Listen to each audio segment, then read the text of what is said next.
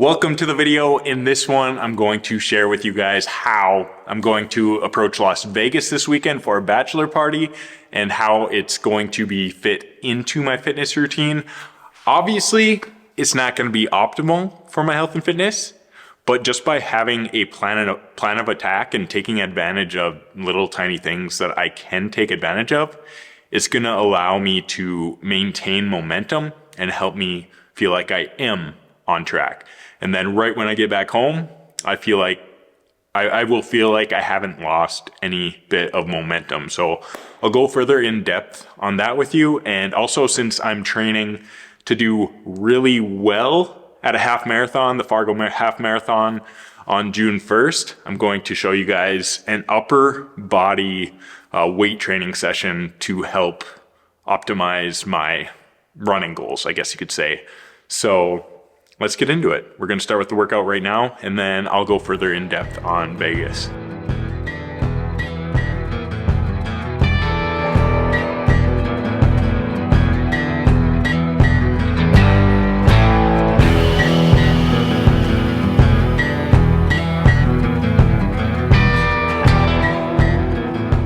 First exercise I'm going to start with is barbell bench press. I haven't done barbell bench in a long time. I've been doing a lot of dumbbell press, which I think is a lot better for just chest development and also for stabilization as well. So if your goal isn't to necessarily push a ton of weight with the barbell, but you want to develop your muscle and also become more just stronger, have a stronger core and just become more stable, I highly encourage to do dumbbell bench press instead, but I just feel like changing it up today a little bit. So what I'm going to do is 5 to 6 reps.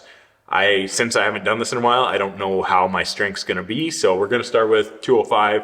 I could do way more in the past. I'd be able to do 275 for at least 5, but since my goals have shifted a little bit and now like working towards the half marathon for doing really well with my time, I'm not really caring that much about strength. I'm just lifting to be able to maintain a little bit of muscle so that after the half marathon, I can just easily transition back into a little bit harder weight training and I'll gain that muscle back so much quicker. So within a month or 2 months after the half marathon, I can get my strength up quite a bit. So let's get into the first working set of this. So 4 sets of 5 to 6 reps.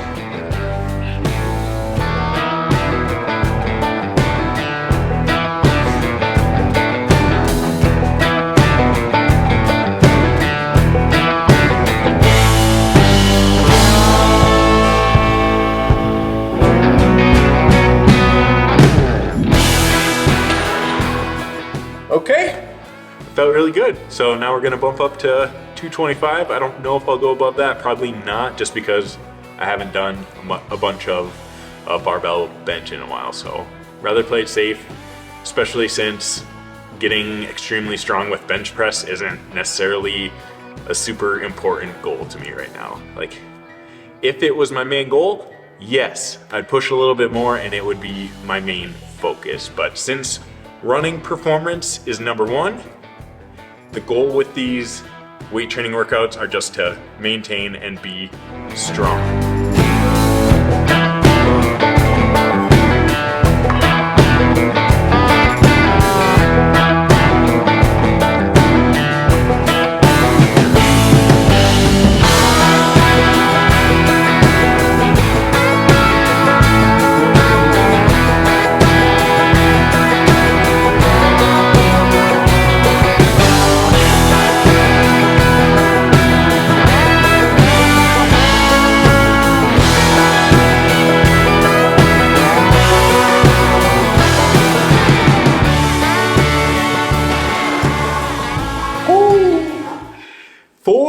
Working sets, so 5 to 6. I think I did 5 reps on those 3 sets of 225. But now we're gonna go to dumbbell row, heavy dumbbell row. That's gonna be my heavy pull movement of this workout. So since I'm only doing upper body once per week, on occasion I'll do it twice, but once is plenty, especially with what my goals currently are.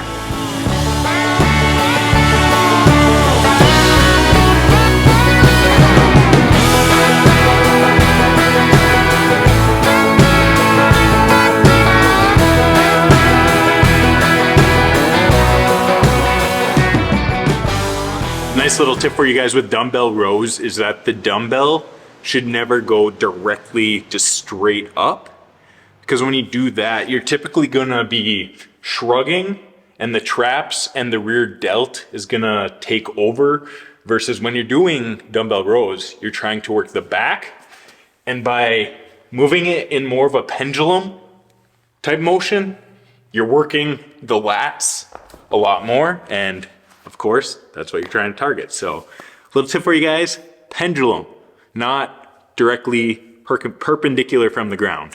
Now that we got the heavy strength focus movements done, we're gonna move into a superset of endurance-based reps. So it's gonna be 15 to 20 reps. The first exercise is going to be single arm overhead shoulder press. Oh, music's kicking in, Sammy Kershaw. She don't know she's beautiful. Anyway. 15 to 20 reps of overhead shoulder press, single arm. And if I get to a point to where I need to use my knees a little bit, I will. And that's gonna determine if I move the weight down a little bit.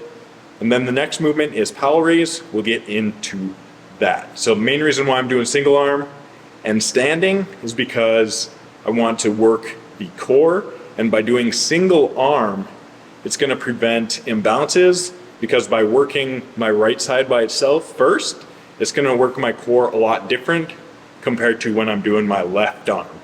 So it just keeps me balanced all together with my core. So let's go and get that Sammy Kershaw going. She don't know she's beautiful.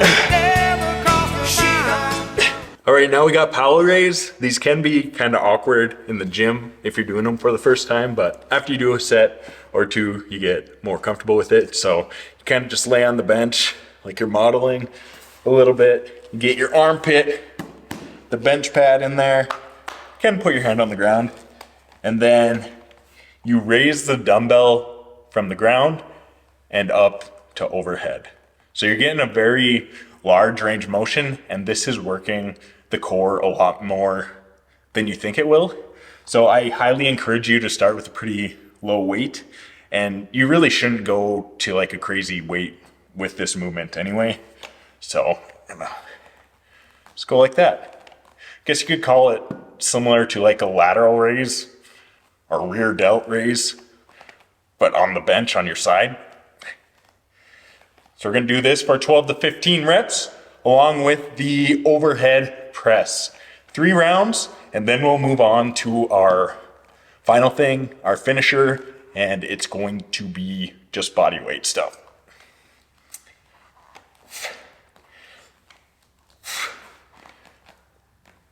I'm sure you could have guessed that one of the body weight movements was going to be pull-ups, so that's what we're gonna start with, and push-ups. As simple as that. Push-pull. Once again, or I guess this one's pull push. So I'll do 5 reps of pull-ups and then 10 push-ups for 20 rounds. So this is just gonna really help with my endurance with my upper body, because if you think about it, within a half marathon race, once you get past like that 8 to 10 mile mark, your upper body is gonna be just as fatigued. So it is very important to still have some really good muscular endurance for your upper body while training for an event like this. So let's get into it.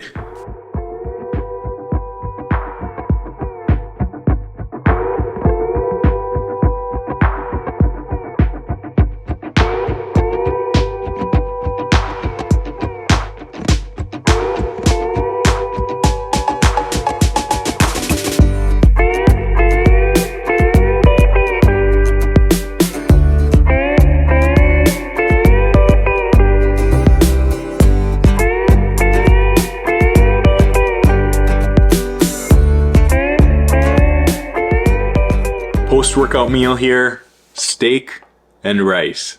So I'm not really getting like a ton of nutrients with this meal.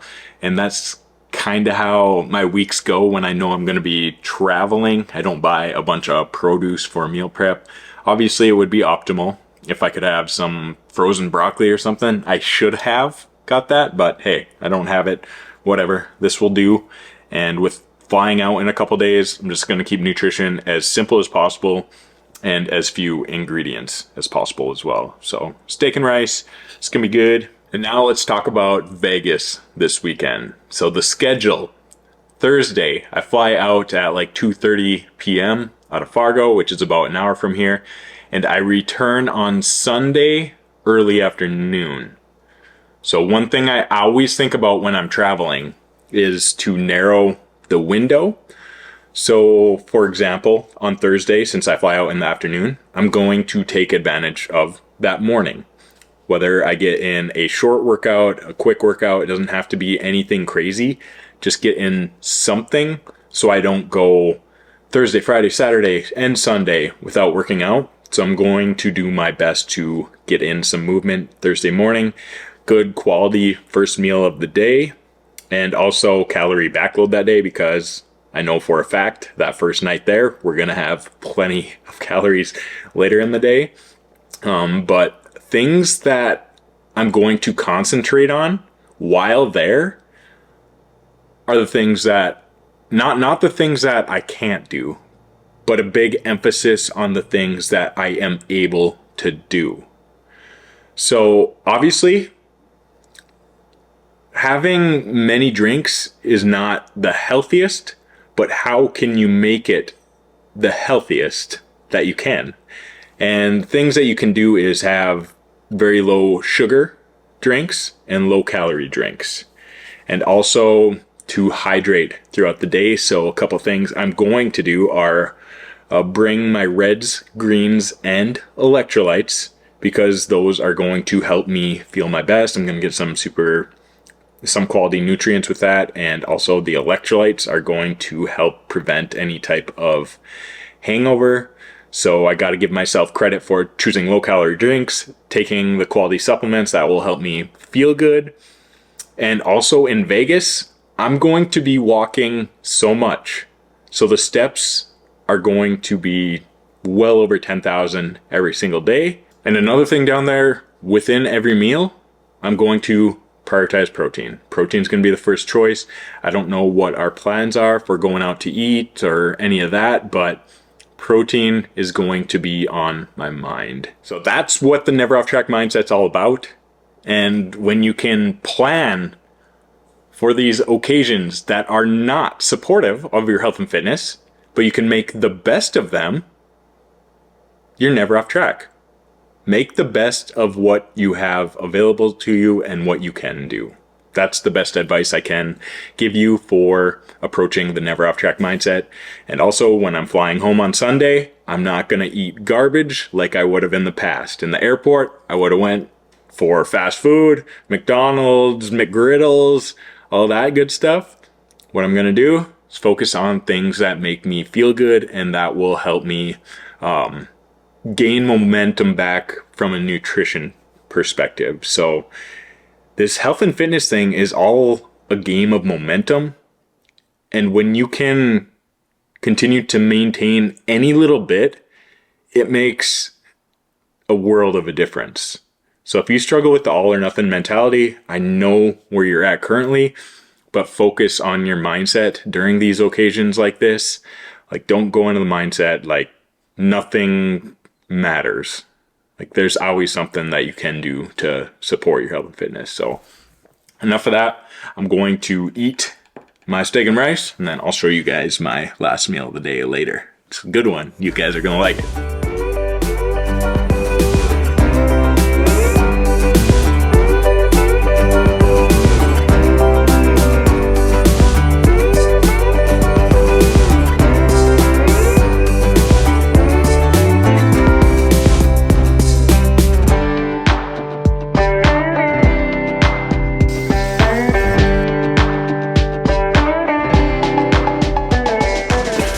Well, I completely messed that up. I've made this recipe so many times and I'm just really tired. Had a brain fart.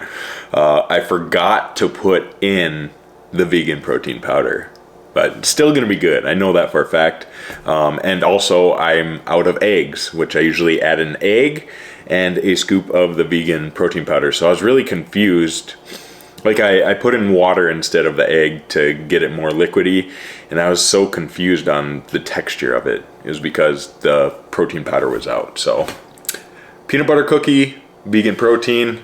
I'm gonna have that in a shake on the side, so I still get in the protein, and then just this chocolate chip pancake. I'm just gonna eat it straight. It doesn't need syrup because the banana makes it sweet. So I highly recommend you guys try this. And also, before we close out the video, I gotta plug the new Never Off Track shirts. I will put a link in the description. So I'm super excited about them, and I figured why not make some shirts, because I know a lot of people resonate with the mindset, and this gives you guys an opportunity to sport some gear. And if you buy something, let me know so I can say thank you personally. And other than that, let's close it out. So you know what I'm gonna say. There's always something you can do to support your health and fitness. You're never off track. So cheers to you guys. Let's get into this flap. Let's see how it is. Oh, that's good. Yeah, I'm not worried. Yeah, it's really good. Kind of mushy, just because it's missing a little bit of something, but we're good to go.